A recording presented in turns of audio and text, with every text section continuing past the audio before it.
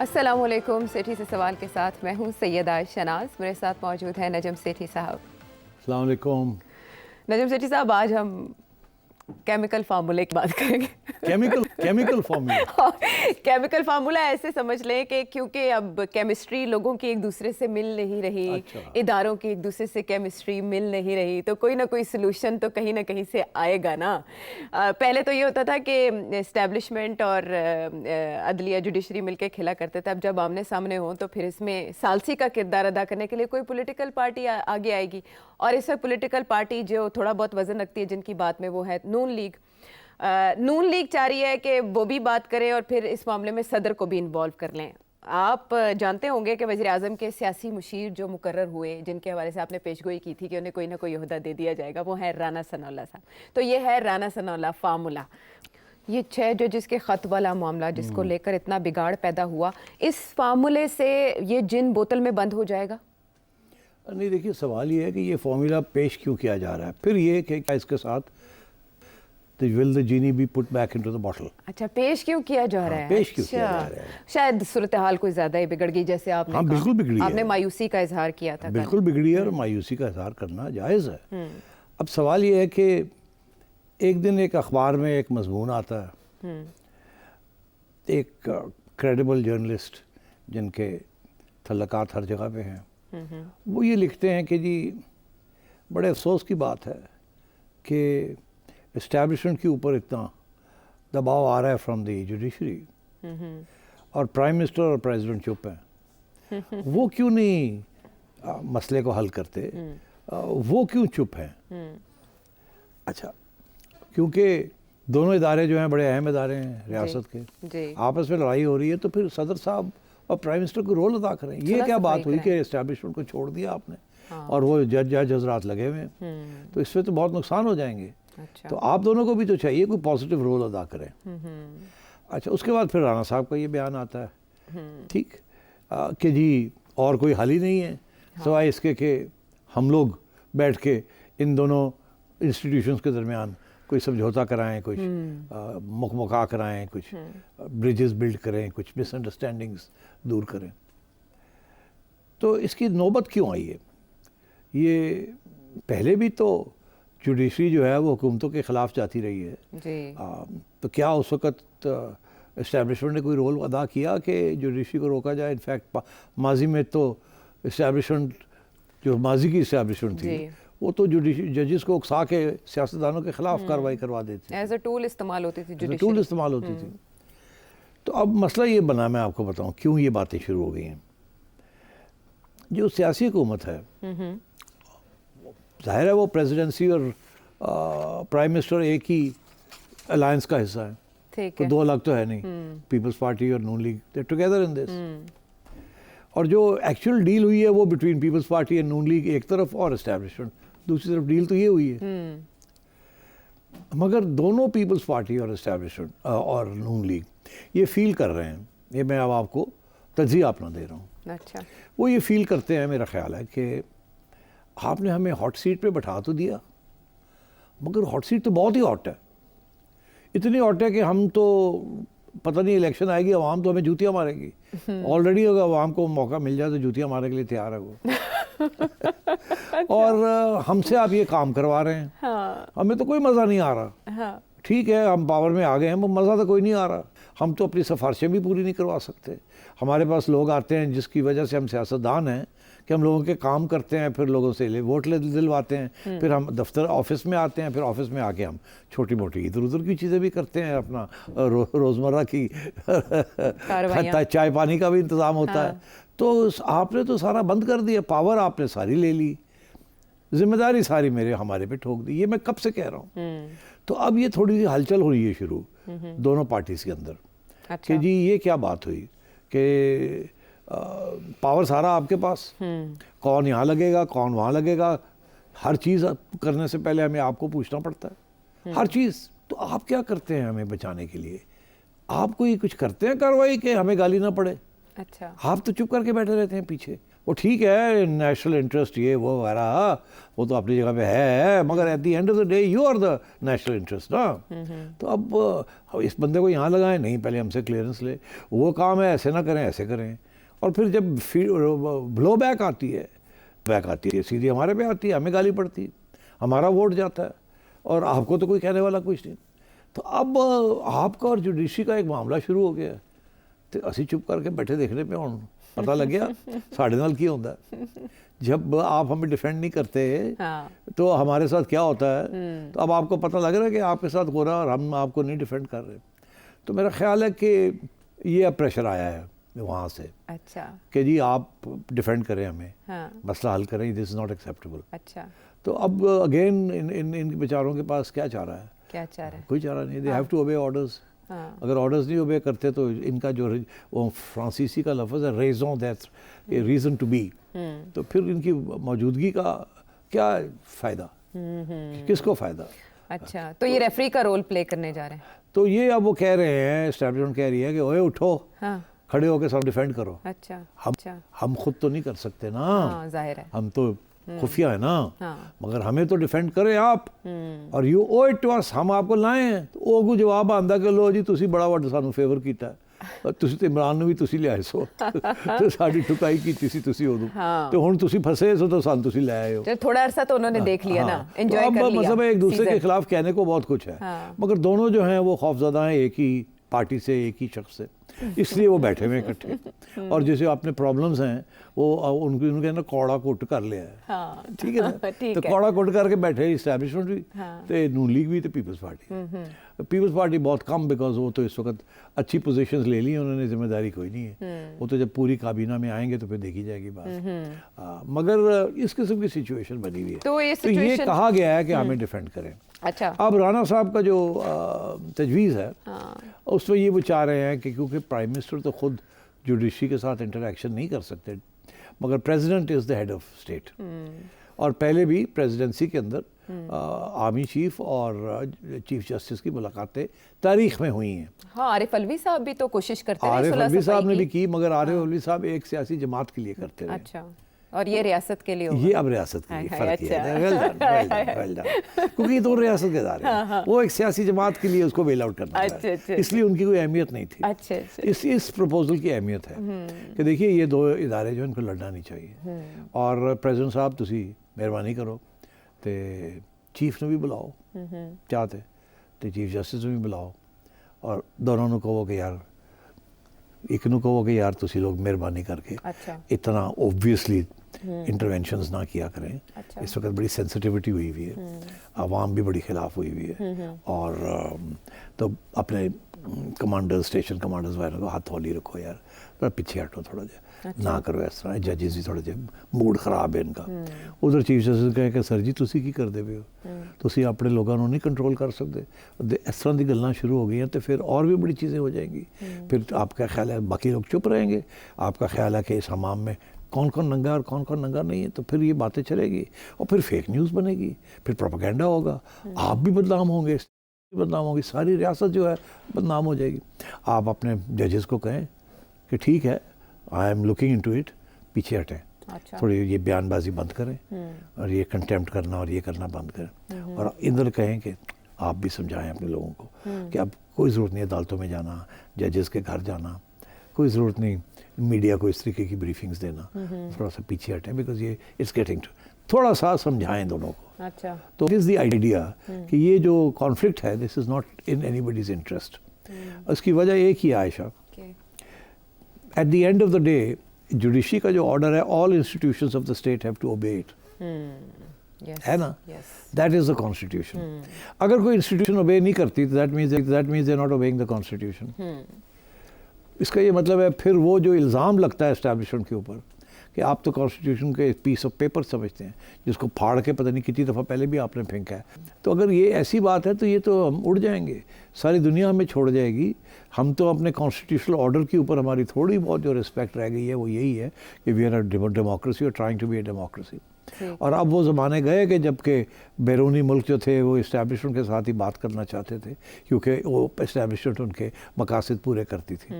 अब तो वो अफोर्ड नहीं कर सकते, बिकॉज उनके यहाँ को मकासद लंबे चौड़े रहे नहीं, इसलिए उन्होंने तो फिर ही एक उनका मकसद रह गया, वो है न्यूक्लियर प्रोग्राम, और वो आपके कंट्रोल में है, एस्टेब्लिशमेंट साहब आपके कंट्रोल में है। अच्छा। और अगर आपकी बदनामी जो सूट करती है इंटरनेशनल कम्युनिटी को, क्योंकि अगर आप बदनाम होते हैं तो आपका कंट्रोल ओवर न्यूक्लियर प्रोग्राम वो स्लिप करता है, फिर आपके खिलाफ कार्रवाई करने के लिए इंटरनेशनल कम्युनिटी के पास बहुत से हथियार हैं, और एक सबसे बड़ा हथियार यही है constitution. You are not following the constitution. तो अगर आप सोच रहे हैं कि आप फिर मार्शल लॉ लगा देंगे, इमरजेंसी लगवा देंगे, ये स्ट्राइक डाउन हो जाएंगे, ये जुडिशरी नहीं रुकेगी। और इंटरनेशनल कम्युनिटी आपको नहीं सपोर्ट करेगी। सपोर्ट उसने उस वक्त किया था जब उन्हें अफगानिस्तान में आपकी ज़रूरत थी, सोवियत यूनियन के खिलाफ आपकी ज़रूरत है। अब आपकी कोई ज़रूरत नहीं। अब आप तो उनके पास भीख मांगने जाते हैं और आपको टाइट देखे कितना करते हैं। पहले आप भीखिया मांगते थे, खुद आके पैसे छोड़ देते। ये बातें आसिफ अली जरदारी साहब कर सकेंगे? मुझे हैरत है वैसे ये बातें आसिफ अली जरदारी साहब कर सकेंगे जो आप कर रहे हैं? नहीं, वो ऐसे तो नहीं, वो जरदारी साहब तो बड़े प्यार के साथ समझाएंगे। मीठा मीठा, हाँ, और क्या एक्चुअली सबको पता है, इश्यू सबको पता है। मैं तो जाहिर है, मैंने तो प्रोग्राम बनाना है तो मैंने थोड़े डिटेल में जाना। मैं एक्चुअली ये जानना चाह रही थी आपसे कि इस तरह से आप चीज़ों को आर्जी तौर पर दबाएंगे नहीं, ऐसा नहीं कि आप उन्हें अंडर द कारपेट धकेल रहे हैं। सुप्रीम कोर्ट में भी तो ये केस चल रहा है ना। ज़्यादा बेहतर ना होता कि ये 6 जजेस के ख़त का मामला वहाँ ही तय होता और सबको नकेल डाली जाती, बुला के कुछ रेड लाइंस तय की जाती? वो उम्मीद यही थी सबकी कि चीफ जस्टिस साहब कंट्रोल कर लेंगे, मगर वो जो हालात है ना सुप्रीम कोर्ट में, चीफ जस्टिस साहब तो अभी एक बहुत ख़तरनाक तूफ़ान से निकले हैं जी। फिर एक निकलते साथ ही जब इंस्टॉल हुए तो एक और तूफ़ान आ गया इमरान खान वाली पार्टी का, सिंबल वाला, और वो तूफ़ान ऐसा तूफ़ान आया कि हिला दिया सबको। चीफ जस्टिस साहब भी हिल गए। अब वो भी अपनी प्लेस को रिस्टोर करना चाह रहे हैं। और वैसे हमें पता है कि चीफ के जजेस जो हैं वो डिवाइडेड हैं। 7-8 तो बिल्कुल ही आपको पता ही इधर है, टिल्टेड है बिल्कुल, वो तो सबको पता है। इसीलिए आप देखें जो इम्पोर्टेंट बेंचेस होते हैं उन पे आजकल उनको नहीं लगाया जा रहा, जैसे कि बंदयाल साहब के ज़माने में और साकिब निसार साहब के ज़माने में यही होता था कि टिल्टेड वाले जो थे वही बेंचेस में बैठते थे। एक ज़माना था कि 3 ही जजेस सारा पाकिस्तान का फ्यूचर हर बेंच पे बैठते थे, बंदयाल साहब और 2 साहब और। तो मतलब है कि इस किस्म की भी चीज़ें हुई हैं ना। तो अब इनका ये ख्याल था कि चीफ जस्टिस साहब जो अब हैं ये संभाल लेंगे। अच्छा। मगर हुआ ये कि उनकी अपना बड़े प्रॉब्लम्स हैं और उनके अपनी ज़ाती तौर पे भी कुछ लोग उनको अंदर नहीं पसंद करते, कुछ लोगों के साथ उनके टेंशन्स हैं। आप याद रहे कि जब ये नंबर 2 पे थे और अभी बने नहीं थे तो ये खत पर ठीक ठाक खत लिखते थे बंदयाल साहब को, और जिसके अंदर ठीक ठाक इल्ज़ाम लगते थे इनके ऊपर भी, उनके दोस्तों के ऊपर। उनमें से एक आध तो रह गया ना अभी। बंदयाल साहब चले गए, एक साहब और रिजाइन करके चले गए, एक आध तो रह गए अभी। एजाजुल हसन भी चले और फिर इसके पीछे पूरी लाइन लगी हुई है वो जजेस की जिनको बंदयाल साहब धक्का लगा के लेके आए थे। वो आए तो सुप्रीम कोर्ट, सब कुछ किया उन्होंने अपनी बेंच, अपनी पोजीशन को तकड़ा करने के लिए। ठीक है, तो वो भी तो है, 7-8 तो वो है। तो इन हालात के होते हुए जरदारी साहब चीफ जस्टिस को बुलाएंगे और उन्हें ऐसे कहेंगे तो वो अपनी रिट, अब वो रिट जो है वो अब चीफ जस्टिस साहब पे डिपेंड करता है। मगर वहाँ हो ये रहा है जो असली प्रॉब्लम है कि वो जो 7-8 हैं जो कि पहले दिन से खिलाफ थे, उनका तो मेंशन ही नहीं हो रहा आजकल जिनका मेंशन हो रहा है वो लोग हैं जो एक ज़माने में चीफ जस्टिस के साथ खड़े थे, क्योंकि समझते थे हम कि चीफ जस्टिस इंडिपेंडेंट है। तो अतर मिनुल्ला, बाबर सत्तार वगैरह वगैरह वगैरह, ये सब जो हैं दे सपोज्ड टू बी इंडिपेंडेंट, इसीलिए तो they supported the chief justice during his trial. ठीक है ना। अब वो कहते हैं कि यार तेनू असी सपोर्ट किया बिकॉज यू आर फेयर। अभी हम तो वही हमारा मौकफ है, we need to be independent and fair. तो हुआ क्या, ये हो गए independent and fair, which means कि आजकल एस्टेब्लिशमेंट के खिलाफ, वो पहले वाले तो पहले ही खिलाफ बैठे हुए अपने, वो सियासी रीजंस की वजह से या और रीजंस की वजह से या अपने दिल की भड़ास नहीं। तो मैं ये समझता हूँ कि इस किस्म की सिचुएशन हुई है। Qazi Faiz is in a difficult situation. इसीलिए मैंने कल के प्रोग्राम में कहा था कि एक आध ऐसा केस है यही जिसका आपने जिक्र किया, अभी हम डिस्कस करेंगे कि जिसमें 3 मेंबर बेंच बनाया उन्होंने कंटेम्प्ट वाला, वो खुद आ गए उसके अंदर, आ गए ना, वो खुद आ गए इसीलिए ताकि इसको कंट्रोल कर लिया जाए। उसे पता है इस बात का कि अगर कंटेम्प्ट के ऊपर उन्होंने किसी को सजा दे दी और 1-2 जजेस बड़े गर्मी खाई हुई उन्होंने, ऐसे ही है ना, और करो, तो ये खुद आ गए ताकि इसको मॉडरेट कर लिया जाए, कोई ऐसा रास्ता निकाला जाए कि पैगाम भी चला जाए और कोई सज़ा भी ना देनी पड़े। अगर सज़ा दे दी तो ये ना हो कि आजकल के माहौल के अंदर एक सज़ा देते हैं तो 4 और खड़े हो जाते हैं ठीक है, कहने के लिए कि जी ऐसी भी तैयार हैं, हाँ, करो सानू, ठीक तो ये और ही ना गले पड़ जाए। ठीक है, तो इसलिए he is trying is best. मगर बात ये है कि वादे लंबे चौड़े पहले हुए हुए हैं, एक इम्प्रेशन बना हुआ है ऑफ इंडिपेंडेंस, ब्रेवरी, फेयरसम वगैरह वगैरह। एक ज़माने में काजी फायजी साहब suppose to be anti establishment जज, अब चीफ जस्टिस बन गए हैं। एस्टैब्लिशमेंट जो है approaching him via the president. ये प्रपोजल एस्टैब्लिशमेंट की तरफ से आई है ना कि यार तुम चुप करके क्यों बैठे हुए, हाँ, करो कुछ। ठीक है, तो इस तरह से सीज फायर आसिफ अली जरदारी साहब के जिम्मे होगा कि वो बिठाएं इनको, वरना पहले तो एस्टैब्लिशमेंट बिठा के लोगों को तस्फिया करवाती थी ना, जिनको बिठाती थी वो बैठने के लिए तैयार नहीं। हाँ, तो अब आसिफ अली जरदारी साहब के जिम्मे ये काम लग गया। अच्छा, ये आईनी तौर पे वैसे ये इजाजत है? ये हाँ बिल्कुल है, नॉट ओनली इजाजत, president is the supreme commander of the armed forces. Okay, एक तरफ वो रोल है, एक तरफ ही is the head of the state, हाँ, हेड ऑफ स्टेट, तो including government, including opposition, including parliament. तो इसलिए ही इज द ओनली पर्सन जिसका office is suppose to play a role in such matters. Okay, ठीक है, चले, हो गया ये वाजे, ये फार्मूला आया क्यों और इस फार्मूले से आपने जाना बहुत अहम केस जो लगा है समात के लिए। 21 मई को उसकी समात होने जा रही है, लेकिन इससे पहले उसका क्या बन पाया और क्या अब बनेगा, ब्रेक के बाद आके बात करते हैं।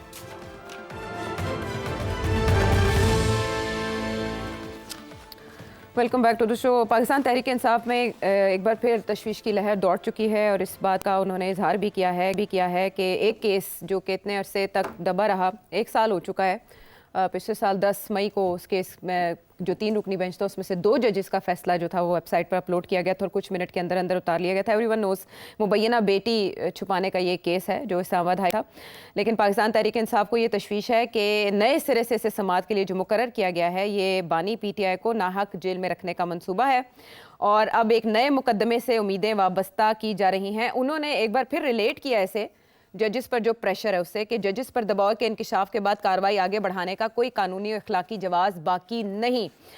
अच्छा सेठी साहब, इतना कॉम्प्लिकेटेड मैटर हो चुका है ये 6 जजेस के ख़त के बाद, क्योंकि इस्लामाबाद हाई कोर्ट के 8 में से 6 जजेस ने ख़त लिख दिया था। मैंने आपसे क्वेश्चन भी किया था कि आइंदा अगर केसेस लगे और बेंचेस बने तो एतराज़ उठ सकता है। वो एतराज़ पाकिस्तान तहरीक इंसाफ उठा रही है बजाय इसके कि हुकूमत किसी मुकदमे में उठाए। अब इसमें जो 3 जजेस हैं, तारिक महमूद जहांगीरी साहब इसकी सरबराही करेंगे, अरबाब मोहम्मद ताहिर और जस्टिस समन रिफत इम्तियाज़ भी इस लार्जर बेंच का हिस्सा 21 मई को ये समात करने जा रहे हैं। क्वेश्चन ये है कि पिछले साल जो केस था उसका क्या बना, मेंटेनेबिलिटी के हवाले से हमें पता नहीं चला कि बात कहाँ गई, तो अब ये बेंच कहाँ से किस्से को शुरू करेगा, नए सिरे से? देखिए, थोड़ी सी तारीख बयान करना ज़रूरी है।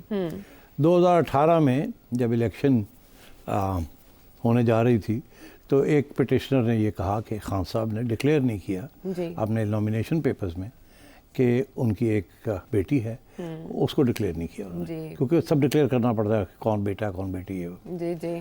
तो वो केस 1 साल पड़ा रहा। 2019 में उसने फिर एक डिस्क्वालिफिकेशन पिटिशन आई, अच्छा, कि जी इसको सुना जाए और तो उस वक़्त जस्टिस अतर मिनुल्लाह जिनके आगे वो आई और सीता वाइट की केस था, उनकी बेटी टिरियन, और इल्ज़ाम ये था कि टिरियन इमरान खान की बेटी है, बॉर्न आउट ऑफ वेडलॉक। अच्छा, तो इसमें 2 इश्यूज़ बनते थे मगर इशू एक बनाया गया।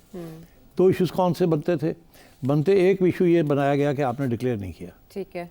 दूसरा इशू जो बनता था, बनाया नहीं गया, वो ये था कि अगर ये सही है कि आपकी बेटी है तो आप तो शादीशुदा नहीं थे, तो अगर आप शादीशुदा नहीं थे तो आपने कैसे ये काम किया? उस कानून के मुताबिक ये जिना बनता।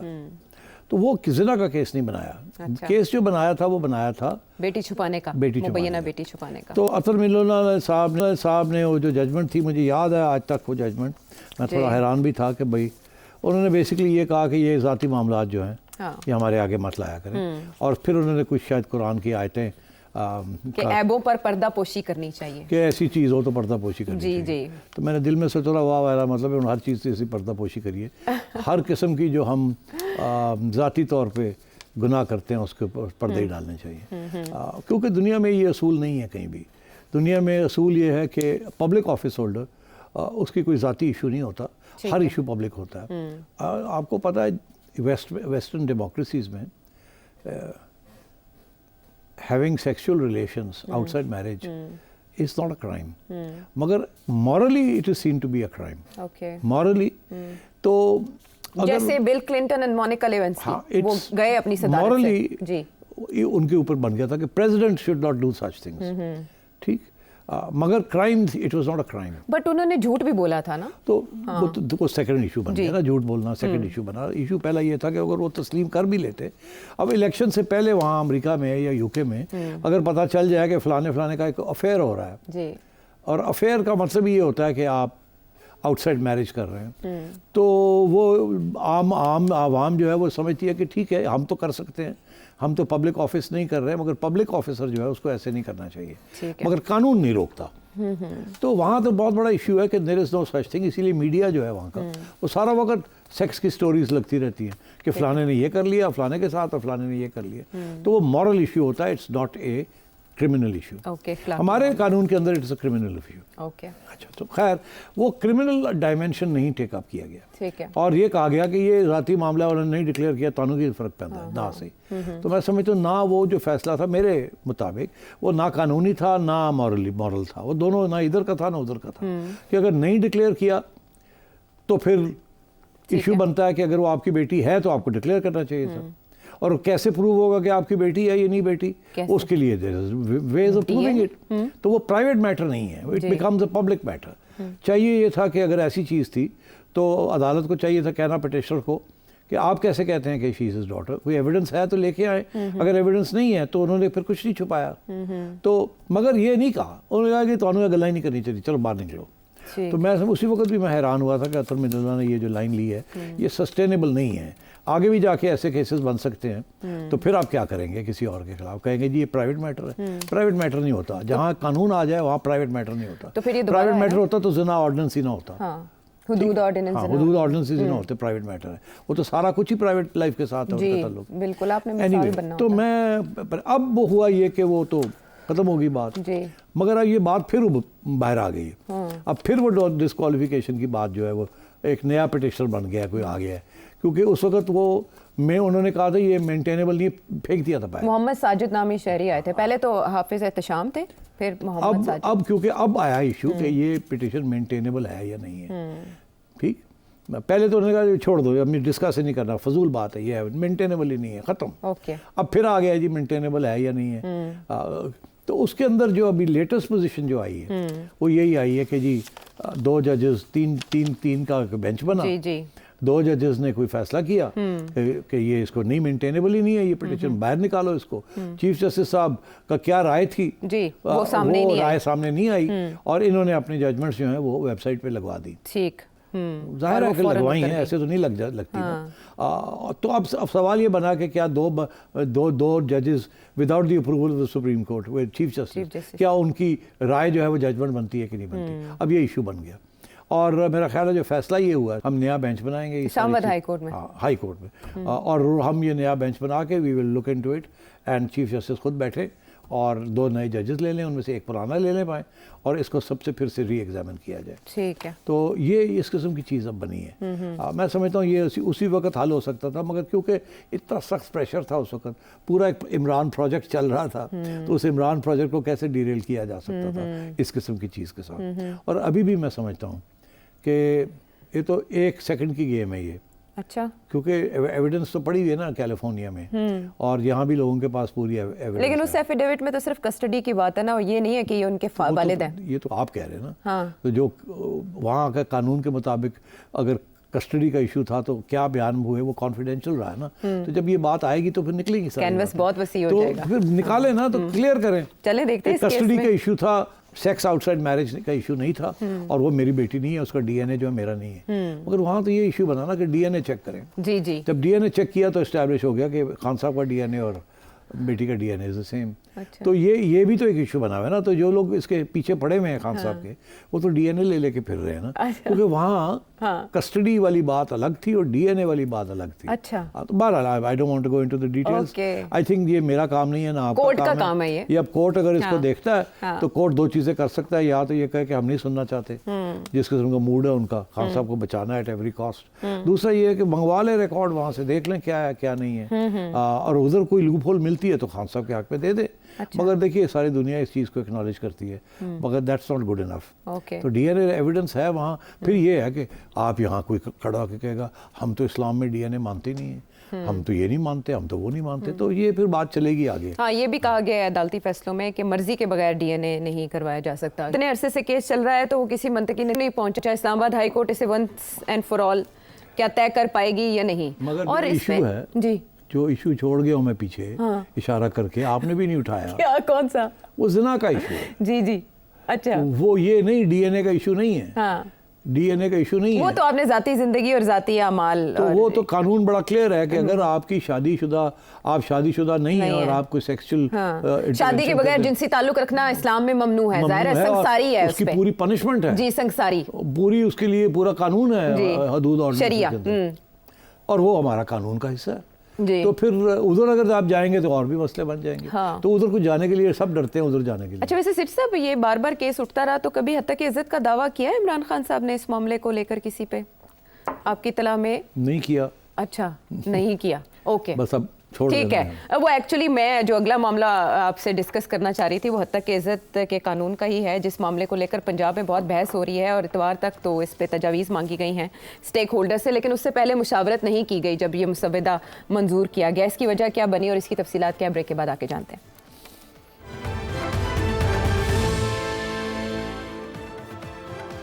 Welcome back to the show. सिट साहब, पंजाब गवर्नमेंट ने जो हद तक इज़्ज़त कानून बिल 2024 जो पेश किया, उस पर बहुत ज़्यादा तनकीद हो रही है कि बहुत जल्दबाजी में इसे कैबिनेट से मंजूर करवाया गया। उसके बाद जब शोर उठा तो उन्होंने थोड़ा वक्त दे दिया और कहा कि अब हम स्टेक होल्डर्स के साथ मुशावरत करेंगे। सवाल जो सब करने वाले हैं वो ये कर रहे हैं कि जब पहले से एक ऑर्डिनेंस मौजूद है, हद तक इज़्ज़त 2002 कानून पहले भी मौजूद है, अमलदारी नहीं है, तो उसके होते हुए ये नया कानून लाने की क्या ज़रूरत है? देखिए आशा, एक कानून नहीं 3-4 कानून है। डेफेमेशन लॉ जो है वो भी है, फिर ये पिको बना दिया अब। इसके अलावा भी और भी बड़े क्रिमिनल प्रोविजंस हैं इन सीआरपीसी, किसी की तौहीन करना या इस किस्म की चीज़ करना। तो उसके बावजूद एक नया कानून, और वो भी अब प्रोविंशियल लेवल पे लाने की कोशिश की जा रही है। ये ट्राई करें ना, ये इस किस्म का कानून अगर ये केपी में लेके जाएंगे तो फेंक देंगे वहाँ, कभी भी नहीं मानेंगे वो। अच्छा। तो ये पंजाब में क्योंकि हुकूमत बड़ी कमज़ोर है तो इसलिए यहाँ से करवा लो।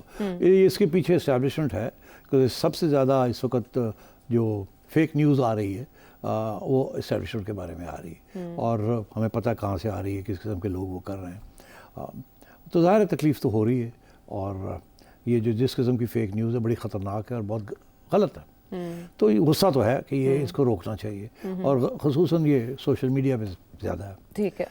तो जायज़ तो बनती है बात कि इसको कैसे रोका जाए, मगर सवाल ये है कि क्या इस किस्म के कानून के साथ आप रोक सकते हैं कि नहीं, जबकि और भी इस किस्म के कानून हैं, तो अगर वो नहीं रोके तो ये कैसे रोकेगा? जी, अब इसमें पुलिस भी इन्वॉल्व नहीं कर रहे। हाँ, इसमें तो आप फाइन कर लेंगे सिर्फ, हाँ जी, और तो 3 मिलियन है बस। हाँ, तो बात ये है कि अगर वो जो कानून है, मैं आपको बता दूं, जो डेफेमेशन लॉ है, ये बिल्कुल इंडिया, पाकिस्तान, यूके वगैरह में ये अंग्रेज़ों के ज़माने के बने हुए हैं, थोड़ी सी तब्दीलियाँ हुई हैं उसकी। अच्छा। तो वहाँ इंग्लैंड में तो ये अप्लाई करता है, आप खुद ही आप भी बता रही थी। मैं आपसे ये सवाल कर रही थी कि वो कानून जो वहाँ पर आप देखें, जुल्फी बुखारी साहब से रेहाम खान साहिबा ने माफ़ी मांगी, फिर इसाकडार साहब से एक निजी चैनल ने माफ़ी मांगी, बाकायदा नशर की, फिर एक और निजी चैनल ने रेहाम खान साहिबा से माफ़ी मांगी। ये मिसालें हमारे सामने मौजूद हैं यूके की, लेकिन पाकिस्तान में हमने ऐसे होते नहीं देखा। बड़ी इंटरेस्टिंग बात है आयशा के कानून के अंदर लिखा हुआ है कि सिविल कोर्ट में ये होगा और 6 माह के अंदर अंदर कंक्लूड होगा, मगर होता नहीं कंक्लूड। उसकी वजह यह है कि जो पार्टी कमज़ोर होती है ना, इन दोनों में से एक कमज़ोर होती है, या वो जो केस करती है या वो जिसके खिलाफ केस होता है, तो वो डिले करने की कोशिश करते हैं, और जज हजरात जो हैं वो डिले होने देते हैं, वो चलाते रहते हैं। मैंने इमरान खान साहब के ऊपर दावा किया था कि ये 35 पंचर का वो जनाब 2014 में हुआ था, और आज क्या है, आज 2024 है, ज़ाहिर है 10 साल इंसाफ नहीं मिला। मुझे नहीं मिला। मेरा वकील तो पहुंच जाता था, खान साहब को वकील ही नहीं आता था, जज साहब एक जज आया चला गया, दूसरा आया चला गया, किसी में हिम्मत नहीं थी कि खान साहब को बुलाए या इसको आगे बढ़ाए। बस उसमें कोई प्रूफ ही नहीं था खान साहब के पास कि मैंने कुछ किया है। और फिर उसके बाद तो एक सुप्रीम कोर्ट ने भी कह दिया कि नहीं था, तो मगर फिर भी वो केस अभी वहीं का वहीं है। अब मैं आपसे अर्ज़ करता हूँ कि ये अदालत की कमज़ोरी है, ये ना मेरी कमज़ोरी है ना खान साहब की। हम तो कोशिश करेंगे, अगर मेरे ख़िलाफ़ जा रही है बात तो मैं डिले करने की कोशिश करूँ, मैं अपने वकील को कहूँ डिले करो, ठीक है, और अगर उनके खिलाफ जा रही है तो वो कहेंगे डिले करो। तो मगर अदालत का तो काम है ना इंसाफ देना, और लिखा हुआ है कि 6 माह के अंदर अंदर आपने करना है, नहीं करते। तो इसलिए पहली बात तो ये है कि अगर वहाँ नहीं करते तो यहाँ कैसे होगा। ये जो है ना जी, हमने जल्दी करना है, क्योंकि होगा वही, क्योंकि वकील भी उसी किस्म के होंगे, वकील भी वही काम करेंगे, डिले करेगा, कोई आएगा कोई जाएगा, कोई किसी का केस कमज़ोर होगा किसी का नहीं होगा। वकील कहेगा जी मैंने सुप्रीम कोर्ट जाना है, मैं बिज़ी हूँ, मैं बीमार हो गया हूँ, मेरा ये हो गया। तो अब एक तो ये है कि ये क्या रोल, ये कैसे ये मसला हल करेगा जो कि वो नहीं कर सके। अगर आप उसी को स्ट्रॉन्ग कर दें और कोई पेनल्टीज लगा दें जजेस के ऊपर कि आप 6 माह में इसको कंप्लीट करेंगे तो मसला हल हो जाता है। तो एक तो ये, दूसरी बात ये कि इसके अंदर मैं समझता हूँ कि अगर आपने ये करना ही था, आप इन्होंने जब प्रेशर पड़ा है पंजाब गवर्नमेंट के ऊपर तो उन्होंने ह्यूमन राइट्स कमीशन और union federal union of journalist वगैरह लोगों को बुला के उनके साथ उन्होंने मुज़ाकरात भी किए हैं। मगर जब मैं पूछता हूँ इनको कि भाई क्या मुज़ाकरात हुए, वो कहते क्या मुज़ाकरात है, उन्होंने हमारी बात ही नहीं सुनी। हम उनसे यही पूछते हैं कि यार इसकी ज़रूरत क्या है, वो ये बताते नहीं, वो कहते हैं जी फेक न्यूज़ को रोकना है। अब भाई फेक न्यूज़ को तो रोकने के लिए और भी बहुत कुछ है, तो उसके ज़रिए क्यों नहीं करते, इसको लाने की क्या ज़रूरत है। FIA साइबर क्राइम पहले काम कर, साइबर क्राइम है, पीका है, ये है, और डेफेमेशन लॉ है, और देयर ऑल पाकिस्तान लॉज। तो ये क्या है कि एक बंदा है वो सिंध में बैठ कर डेफेमेशन करता है, तो पंजाब में ये केस हो सकता है, नहीं हो सकता। फिर यही इश्यूज चले जाएंगे हाई कोर्ट्स के अंदर, फिर वापस आएंगे, फिर जाएंगे, तो इस किस्म की ज्यूरिसडिक्शनल इश्यूज बन जाएंगे। ये क्या नॉनसेंस है ये। मगर ये प्रेशर पड़ा हुआ है पंजाब गवर्नमेंट के ऊपर कि कुछ किया जाए। मैं समझता हूँ नहीं करना चाहिए। और अगर अब ये किसी की बात सुनने के लिए तैयार नहीं है तो मेरी एक दरख्वास्त होगी मरियम साहिबा से, क्योंकि जाहिर है कि ये उनके खाते में जाएगा और हम तो अपोज करेंगे इसको। अच्छा, ठीक है, और ये उनके खिलाफ बात, मीडिया तो पसंद नहीं करेगा इस बात को। अच्छा। मीडिया के खिलाफ बहुत कुछ इन्होंने हुकूमतें करने की कोशिश करती रही हैं और हम बड़े मुश्किल हालात के अंदर ऑपरेट करते हैं। मगर ये है कि मसला तो है, मसले को कैसे हल करना है। फेक न्यूज़ हमारे ऊपर फेक लोग सियासी जमातें लगा देती हैं, फैलाती हैं। तो दुखी तो वो भी है, हम भी हैं, सारे दुखी हैं, मगर ये रास्ता नहीं है। रास्ते जो हैं उनको आप पक्का करें, तकड़ा करें। और आखिर में अगर हमारी बात नहीं सुननी आपने तो फिर मेरी एक दरख्वास्त है, ये जो ट्राइब्यूनल बनने जा रही है इसके अंदर और कुछ नहीं तो सिविल सोसाइटी के भी 1-2 लोग डाल दें। अगर एक ट्राइब्यूनल है और एक जज बैठा हुआ है वहाँ और उसी ने सारे फैसले करने हैं तो 3 मेंबर ट्राइब्यूनल बना दें। उसके अंदर एक सिविल सोसाइटी का बंदा ले लें, एक ह्यूमन राइट्स का बंदा ले लें, या मीडिया का बंदा ले लें एक, और एक जज ले लें जो कि न्यूट्रल है और इस चीज़ को कर ले। कम से कम ये तो कर लें आप। अच्छा मशवरा है वैसे ये, जिससे इसको मज़ीद मुअस्सर बनाया जा सकता है और वजह भी सामने आ जाएगी कि आप क्यों एक हट के कानून लाने की कोशिश करें जब पहले कवानीन मौजूद है। आगे बढ़ते हैं और वो बात अब है सोलराइजेशन की। इसके ऊपर बहुत से प्रोग्राम्स, बहुत से व्लॉग्स हुए हैं, बहुत से तबसरे किए जा रहे हैं कि कभी हुकूमत सोलराइजेशन या मुतबादिल तवानाई के ज़राए की हौसला अफजाई करती है और फिर एक वक्त आता है कि उस पर टैक्स लगाने की तैयारी कर दी जाती है। और अब कुछ नए ज़वाबित बनाने की, उनमें तरमीम करने की शहबाज शरीफ साहब ने, वज़ीर आज़म पाकिस्तान ने हिदायत की है, क्योंकि ये घाटे में जा रहा है मामला। क्या वजह बनी कि नेट मीटरिंग? मैं आपको बताऊं, मैं टाइम ज़्यादा नहीं है, मैं तो इस पर आधा घंटा बात कर सकता हूँ। हाँ, लेकिन मगर मैं मुख्तसर बात करूँगा। 2015 में एक पॉलिसी आई, उसके 2 पहलू थे। पहला पहलू ये था कि सोलर को इनकरेज करना, it is environmentally friendly and it is cheap. और ये जो हमारे पावर प्रोजेक्ट्स हैं ये बड़े महंगी बिजली बुला रहे हैं, तो ये एक सही रास्ता है, सारी दुनिया में ये रास्ता अख्तियार किया जाए, हम भी ये करें। तो उस सिलसिले में सोलर पार्क्स भी बने, शहबाज शरीफ साहब ने इसको बड़ा प्रमोट भी किया। फिर ये पॉलिसी आई कि जी रूफटॉप सोलर ये भी आप खरीदें, ठीक, और लोगों ने फिर ये रूफटॉप के ऊपर लगाने शुरू कर दिए। फिर इन्होंने फैसला ये किया कि एक नेट मीटरिंग सिस्टम है, इसको करेंगे। नेट मीटर का क्या था कि अगर आप एक सोलर प्रोजेक्ट लगाते हैं अपने छत पे तो आप 100 यूनिट्स प्रोड्यूस करते हैं, तो वो 100 यूनिट्स जो हैं वो उसी रेट पे ख़रीदे जाएंगे जिस रेट पे आपको बिजली बेची जाती है, ठीक। ताकि आपका नुकसान फ़ायदा जो है उसी में ख़त्म हो जाए। और अगर कोई आपके पास उससे ज़्यादा यूनिट्स हैं, आप 100 बना रहे हैं और 80 इस्तेमाल कर रहे हैं, तो बाकी 20 जो है वो गवर्नमेंट खरीद लेगी आपसे, मगर उसी रेट पे खरीदेगी जिस पे वो आगे बेचती है, ताकि आपका नुकसान हो। आपकी इन्वेस्टमेंट है, आपने रिस्क ली है, आपको पता है कि बारिश होनी है नहीं होनी, कितनी बिजली बननी है नहीं बननी, ख़राब होना है कितने पैसे, इन्वेस्टमेंट आपकी है। तो शुरू में तो ये ठीक रहा, मगर 2018 में ये फिर नेट मीटरिंग सिस्टम आ गया और उसमें फिर उन्होंने क्या किया कि 2 टैरिफ्स बना दिए। अच्छा। कि आपसे जो बिजली आप इस्तेमाल कर रहे हैं उसका एक रेट हम लगाएंगे, वो आपसे ख़रीद लेंगे हम, वही बिजली फिर आपको वापस बेचेंगे एट ट्वाइस द रेट। अब सोचिए कि मेरा घर में 1 मीटर लगा हुआ है, मैं अपना नहीं, मैं वैसी बात कर रहा हूँ, जनरल बात, 1 मीटर लगा हुआ है। वो मीटर कहता है जी कि आपने 100 यूनिट्स आपने टोटल कंज्यूम किए, उसमें से 40 यूनिट्स जो थे वो आपके सोलर से आए थे। अच्छा। और 40 यूनिट्स वापडा ने दिए आपको या लेस्को ने दिए। ठीक। वो कहते हैं जो लेस्को का रेट है वो है 19 रुपये। अच्छा। तो 40 यूनिट्स तो हमने आपको 19 रुपये पे बिल कर दिए। ठीक है। आपने जो 40 अपने बनाए हैं, हाँ, उसके ऊपर भी 9 रुपये लगाएंगे हम, कि 9 रुपये आपसे खरीदेंगे और 18 पे आपको वो वापस बेच देंगे बिलिंग के लिए। तो ये नेट मीटरिंग ना बना, ये नेट बिलिंग बन गया। हाँ। ये नेट मीटरिंग नहीं सिस्टम, ये billing base, net billing base system. तो ये बड़ी ज्यादती है, एक ज्यादती है, ये नहीं होना चाहिए। मगर दुनिया में क्या असूल है, जहाँ जहाँ ये हुआ उनको यही असूल है कि जितने आपने बनाए हैं वो आपके, उसके ऊपर कोई लेन देन नहीं है। उसके ऊपर आपने कोई आपने इस्तेमाल किए हैं जो कि नेशनल ग्रिड के हैं, तो उसके ऊपर जो नेशनल ग्रिड का रेट है वो लगेगा। ठीक है।